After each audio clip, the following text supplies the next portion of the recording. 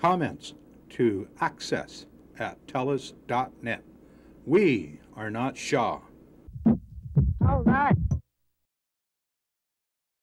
A segment on the first annual Jim Green Memorial Lecture Series, started by Joe Hall. It will be held every year this time at the SFU Woodward Center. Our guest speaker this year was Ken Lyotier. He's the person who started up United We Can.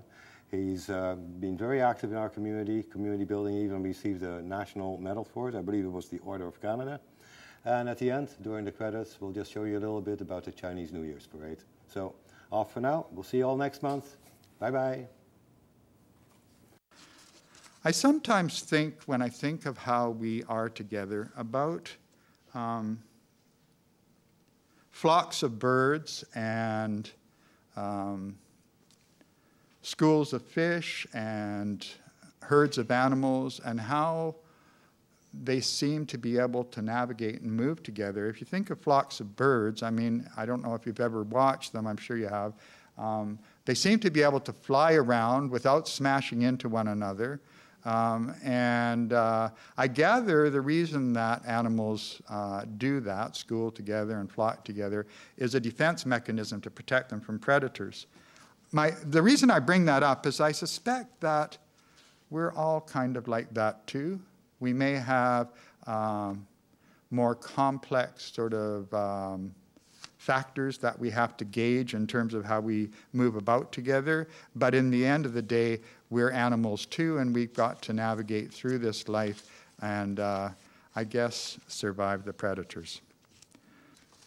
By 1978, I was essentially too sick to hold down a full-time job. I had virtually no social life apart from drinking in beer parlors, and mostly I drank alone. I'm sharing all of this not for any sort of sympathy vote, but just like it's a fact of how I arrived in the downtown east side. So I think that it's important to know that many of the folks that are my friends and neighbors in the downtown east side arrived here for all kinds of real circumstances. And, you know, people say, why the hell are people living in those SROs in the downtown east side? And why don't they just pull up their socks and get out there and get a job? Well, you know, as you start to find out the circumstances of many of us, there's other reasons. I recognized that I had an addiction problem. I didn't call it an addiction problem, but I just had this affinity for booze and drugs. And I recognized it as a problem in the 70s, and I went for help, and I met others who were finding a way through that. But even there, at that point in time, I didn't feel close to people. I was quite alienated and disconnected. In 1986, I became very sick again. I went back into hospital. I went through a lot of messy procedures and ended up sort of in a circumstance that I was apparently going to live on a tube feeding me, which I didn't know how that was going to work out. But in any event, they said that I wouldn't be allowed out unless I had a place that had its own bathing and washroom facilities. At the time, Jim had been working with Dira on the development of the Four Sisters Co-op, and I got a place in Four Sisters. I moved in before they even had their occupancy permit, sort of haunting the place, eh? And it was my salvation. It stabilized my life, and I can't speak loudly enough to how important having a place, a secure place to be, is in stabilizing people's lives here or anywhere. And I also discovered binning big time. I was a dumpster diver, and I was a sober dumpster diver at a time when dumpster diving wasn't the popular sport that it's become today. And actually, people were quite discreet when they go out dumpster diving. They'd sort of hide what they were doing, and I certainly was part of that in the beginnings, but I loved it. And I got to the point that I really didn't give a damn what anybody thought. I was out there digging in the garbage, and it was totally cool. And I was actually making a little bit of money at it. I was putting money under my mattress and hiding it from welfare. The problem was that there was so much stuff that you couldn't get back through the stores. It wasn't in the deposit refund system. And I had a friend who used to dumpster dive, and we were sitting in the dugout one day, and I was kibitzing with him, and we were grinding on our complaints about the system. And a friend from First United, Barry Morris, heard us, and he said, well, you know, if you guys want to do something about this, I think I might know where there's a little bit of cash that you could put towards some event or something that you could do. So we cooked up this scheme to do a one-day event in Victory Square where we would pay people to bring what in those days were non-refundable containers to Victory Square, up to the tune of $10 worth, and we put little handbills on all the dumpsters in downtown Vancouver, and we handed them out in the soup lines and the bread lines and the welfare lines, wherever we thought that people might get this. But we had nary a clue of who might know about this or think about this, because it wasn't visible. Binning wasn't visible in those days. Not very visible anyway. On the day of the event, which was like a month later, we arrived at Victory Square with our little strong box with the cash that Barry had brought to us. And it was actually part of a trust fund that Barry had set up with an inheritance. But anyway, we had $1,500.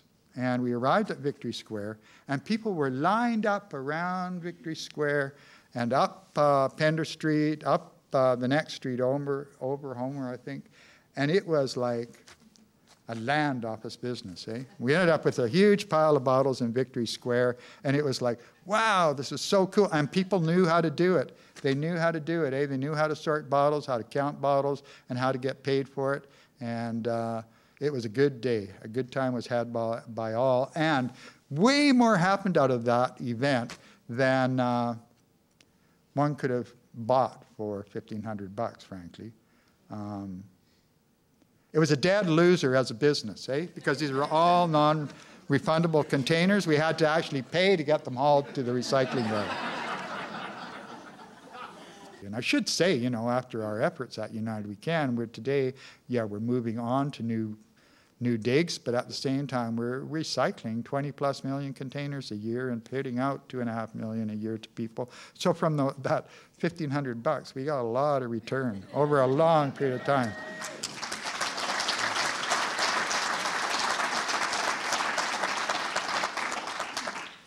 Clap for yourselves. Remember that flock of birds, you know?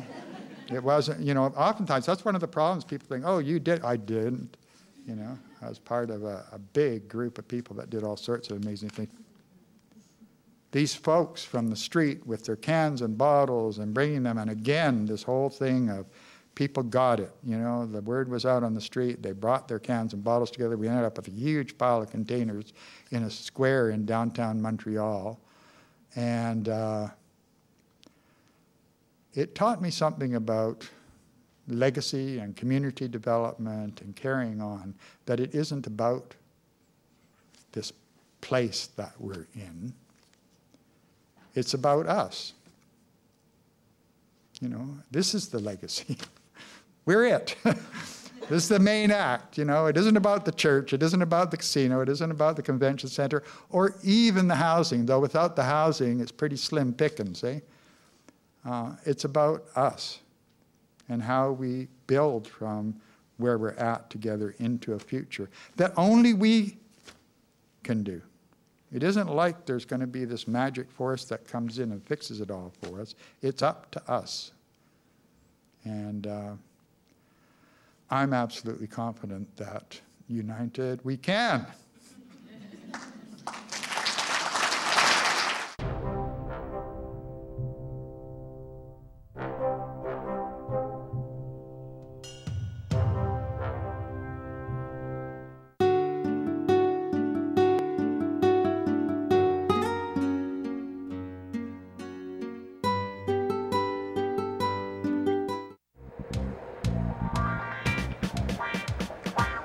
Hey, April, you got a few dollars left? Yes, yes. Okay, I know what we can do today. Ooh, what are we doing today? Well, every Sunday we got a market Yes. on Carroll Street between Hastings and Cordova. You'll see the tents there. It's the wonderful downtown East Side Street Market. You can buy all kinds of goodies there that people are recycling. The prices are really good. Really, you don't need more than a few dollars, 10, 20 bucks at the most, and you come back with a treasure load of things. So let's go, April. All right, I'll see you there. We'll see you there. Bye.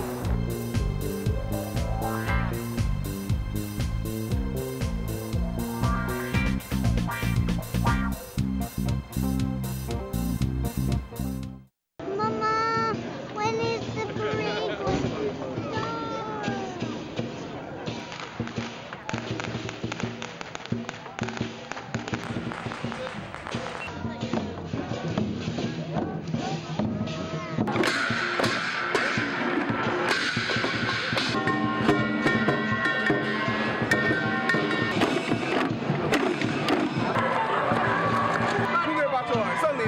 Happy Chinese New Year in the year of the snake. How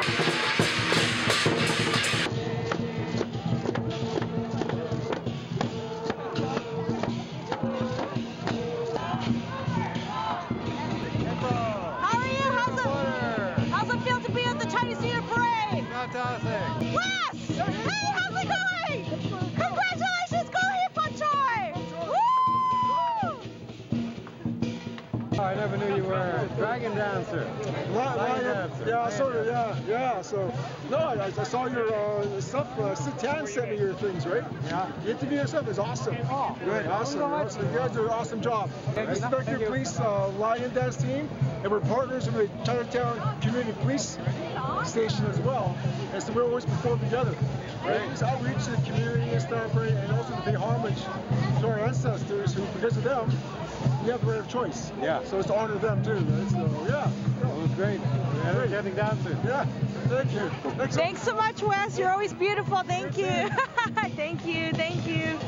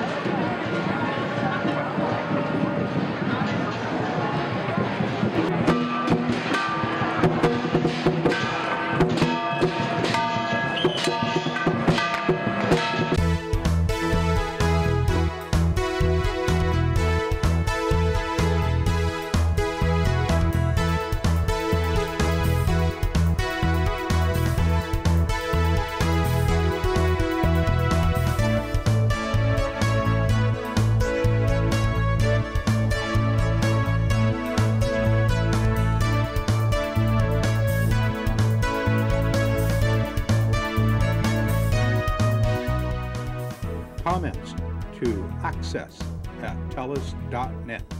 We are not Shaw. All right.